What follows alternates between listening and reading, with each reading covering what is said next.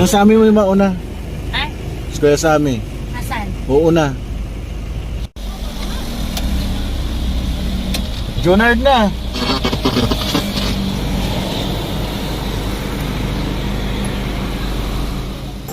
Hello guys, good morning. Welcome back sa aking channel, Mentor PH TV. So guys, third day na natin sa ating bakasyon ngayon dito sa probinsya, Christmas vacation. So dito tayo ngayon guys sa resort kung saan gaganapin ang aming Christmas party at reunion ng Claudio Bagas Clan. Ayan. So darating lang namin guys. So binabawa pa namin ang aming mga gamit.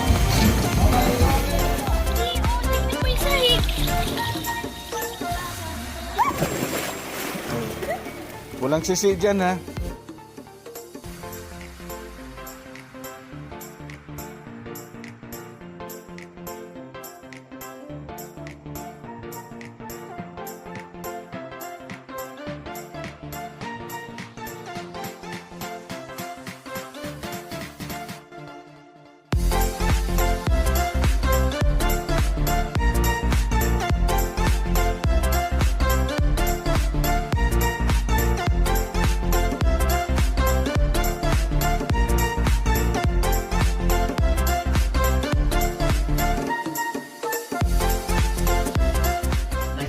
Kita dinhi sa Dumaguete.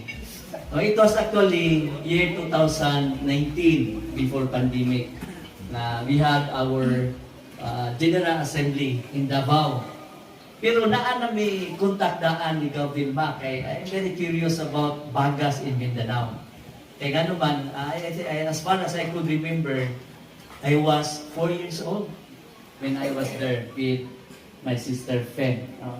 Inamdumi anang isakay mi og barko pagkanaog namo sa Pantalan, dipalitan mi ni Mama Itron o puto o kanang bingka nakadausa namo. Pero sinapit ta gabigig na mitag sa iya pagong gikuha ko. So as far as I could remember, galigid-ligid yung kusyuta ginira. Naon sa baga tag sa mi gikuha pagkita pa. So gipalitan na sad ko ni Mama Itron. And then, murag kabantay mi, nga nisakay mi o habal-habal or what, no? Then, abot mi dito sa lunusan. So, nakita yun ako ang balay ni Lolo Claudio na ting second floor pa to, made of wood. Anak din dako, no? Dako siya na pagkabalay. So, I think that's so far ang ako may namduman. But, nakabalik ko, I think, 50 years more. Ayaw ko nakabalik. Muna nga, while di ako sa bus, kapadulong ko sa kaingon sa Davao, sige na may contact ni Gov. Vilma. Pero I have not seen her personally. Sige na ko kadungog sa ilang anan. Jimmy o Vilma. Anak ni Auntie Kading. Of course, Auntie Liling, ako mga uyuan. Sige na kung kadungog anak nila. Pero very curious ko ani nila, kaya nga naman, every time na may problema sa mga pamilya, financial, mingon na rin is Papa, ato siya Mindanao. Kunya, pagbalik ka na niya, sulbat ang problema. And then, kalis Ginoo, bisan todo balo ni kabuok, kunya, ang trabaho ni Papa, kanang fishers of man, nakahuman naman po ang uban na mo. No? Not all, pero at least lagi nakahuman. So, ingon ko, mahibala din ako ng mga bagas.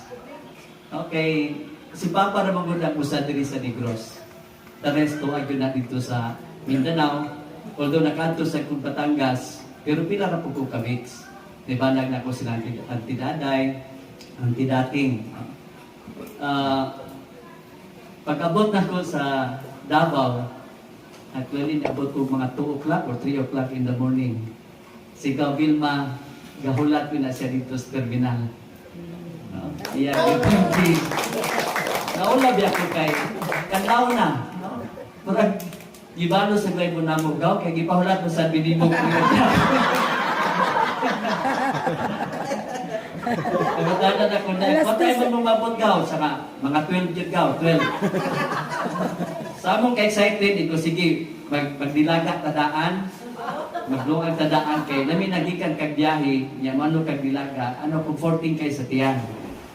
So, mga ano pa, no, 10, bulok paguning ulan, panigusuga, pagka 11, iko, time na, ato na ta.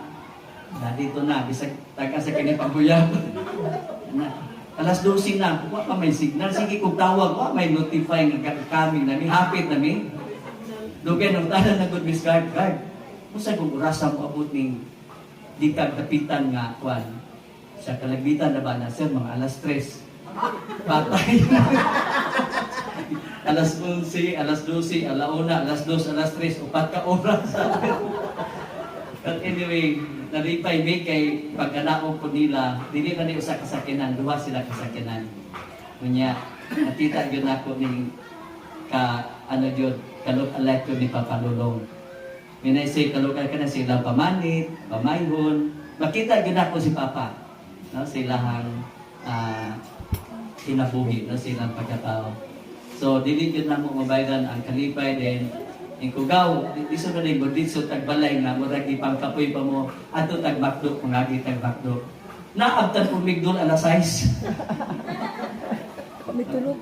Excited kayo kayo, magkita, ako may igsoon, mapupoy pagkakita, excited kayo conversation. Nalimtan na kadul na di alas 6. Pagabot sa balay ko, dili mo, walay mo disturbo ninyo, bisag Sunday road, ayaw mo panimba, pakatulog mo, kay wala mo, kay kapoy mo sa biyahe. Yan, mag-excursion karong hapon. Noon sa mga sayo po din ng mga tao, di katulog sa coffee, tuhod sa coffee. Wala po din nagatulog. But anyway, that was a very nice experience. I hope po nga ako maikagaw, pag speak down ninyo sa Dumaguete, na-enjoy sa mo. Na-enjoy mo sa Dumaguete, muna nga, bisag dili din kayo, maayo amo ang dili din perfect, no? Amo ang pag-reserve, pero ang inyong presensya, no, that gives us a lot of encouragement. Kaya mo ang pagpangandam, wala yun masayang. No? Naagyod. And of course, sa akong pabilisan, no, na kapre ko kung Lord, baso po lang 100% po taon ni naa nga mga anak ni Itron Lulong. So, salamat, andun, dahil usang naligaw. Wakabot niya, ano salamat sa ko kay generously i-support ko siya sa itong okasyon karon. So, I really praise God, no? Also sa tuang mga donors, mga nagikudaan ng recognition, no? Kanang sa layo pa ang okasyon, kasigin na mag-discuss, sige na ko present sa akong mga anak, kung sa'y maayo, kung sa'y may buhaton, kay na-pressure sila. No? Kay gikan sa Mindanao, grabe ang treatment, paingon sa sa Batangas, grabe yun ang occasion, so na-pressure. Sabi na si Ruthme kay Segyot ang sigig attend, no? O laing mga reunion. So I was really encouraged, no? First time I went to Cagayan, kunya grabe ang kanang ipakita na treatment sa kuha mga igagaw, no? Through the leadership of Gavin Ma. No, just imagine, ihawan ka, litsunan ka, no? Pagkabot na ako, ha? Litsun siya, tawag niya na pag-umangko din, budol fight. I remember that now. Hindi ko na ako kalimutan. Nung sadya kahit ang kinamot ba, anak, kaon. I really miss the place and the people. So, mutunihin ko niya, gaw, baso naman po doon. Makano kita? Makahimo kita reunion. So, di ka na munduha during that visit. Kasi ikaw, this coming, no, I think natay schedule, only lang wala na dayon tungkol sa pandemic. No? Then, pagka-second union, dito na, nakapin na ang family. Pagka-third, dito na ta sa Batangas. And finally, pagka-fourth, ni Anagyutas, Negros Island Region, Dumaguete City.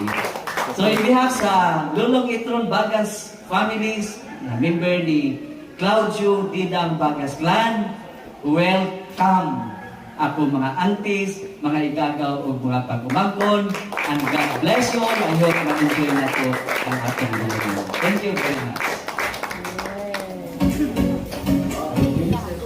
Thank you, Reverend Sam, sa Huwag nag-iatubang sa akong mga gwapa o gwapo nga mga agaw. basi kumala ko. So maayong adlaw kanatong tanan. Sa ngalan sa Claudio Candida Bagas Clan, dako kayo among kalipay nga nagkatigom-tigom kita karon sa atong panagtigom usa ka pahinumdom nga bisan lain-lain taong dapit usa gyapon ta ka kapamilya nga nagtigugmaay ug nagtinabangay. Daghan kayong salamat sa atong pamilya nga nagdala aning maong pundo karon nga adlaw sa pamilya sa Ibasan Bagas Family tungod sa mainiton nga pagdawat ug sa pag-andam aron mahimong malinawon o malipayon ang atong reunion. Special usab nga pasalamat sa pamilya ni Kuya Jimmy ug ni Ate Vilma Agokoy nga maoy hinungdan nganong nakaabot usab kami diri nga dapit. Tungod sa inyong tabang, paningkamot ug kaluoy nahimo kini nga panagtigom. Nagpasalamat usab akong dako sa atong Ginoo sa panalangin, kaluwasan ug panaghiusa sa atong pamilya. Hinaot nga mapadayon ang atong panaghiusa, paghigugmaay ug pagtinabangay. Daghan kayong salamat kanatong tanan. God bless ug unta magmalipayon kita karon na.